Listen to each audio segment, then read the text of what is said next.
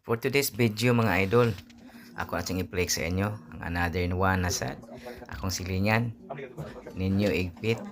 So nanawag gid sa ato kay lagi ko no naigo man taon siya sa sipon ug ubo na sad ug naay kauban nga hilanat. So isud masad kayo mga idol ug mobalibad lagi ko. Kining gasa sa Ginoo nga gihatag sa ako. Iya man kining gisalig sa ato. So ato gining puy-an o ato gining buhaton sama sa itong kaugalingon pod na kinahanglan bagid nato pag gining siyang atimanon ang ato ang gasa nga gihatag. So pila ba istorya mga idol atong gitubag dayong panginahanglan sa isa ka tawo ato dayon siyang gihilot kay base na lang di ay tagaan ta sa grasya sa hitasan nga tagaan og gasa na pud sa pag-alim ning bataan kay sa tinuod lang ako gining sakristan sa una ba ug karon maayo na og panginabuhian.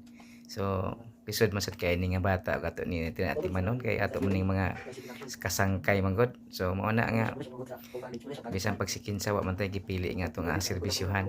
Ang importante lang siguro nga natay pagsalig sa Ginoo sa ato ang gibuhat sa ato mga trabaho kini mao man ning gasa man pud ning gihatag sa Ginoo dili lang gyud ko ka-focus kay siyempre nanginabuhi man pud ta nang trabaho man pud ta sa ato ang para pang adlaw-adlaw nya kini gyapon okay ra magid unta gyapon pero naka-commit naman gid ko nga magtrabaho sa among buhatan. So dili gyud ko kabalibad pud ani. So mao na nga karon nahimo na lang ning kibali ako ang mga weekend ra gid nga mga tirada kay sa taman matag usa sa tuwa lain man tag direksyon nga gisubay.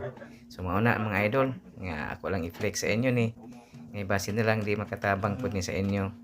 Dili no ko nagpasabot nga ako makatabang sa mata ng mga gipang bate pero sa kanang na mga manghihilot diha pod sa akong mga kaubang manghihilot.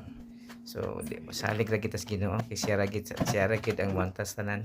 So mao na mga idol no maminawon ta nato ning iyahang ako atong paminawon ang iyahang testimonya ron gabi na. Daghang salamat. Sad imuhang abaga sa mustaman. Okay naman. Ano siya pero ano siya magpahahapa na hindi siya hangin dapat siguro. Pero katong ama anak nimo jug. Kana ano din siya nawala na to yung sakit pag-anawan na ko. Ang kanina pamapanuhot na rin. Kanang dias kilid no. Skilled. So okay na. Pero mawala ra na siya. Wala. Kuan na siya karon ng mga epekto sa kuan ba. Pero kani ko lang ang pulan. Hampuli na lang na